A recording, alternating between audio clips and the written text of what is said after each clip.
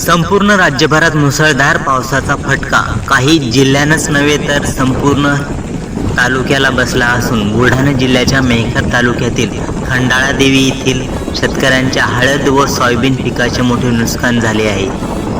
पहिलेच महागडे खते बियाणे शेतकरी हातबल झाले असून यात पिकावर पाण्याचा फटका, शेतातले पीक देखील पाण्याखाली गेले तर कित्येक शेतकऱ्यांवर दुबार पेरणी संकट आले। काही शेतकरी खते बियाणे घेण्यासाठी कर्जबाजारी झाले।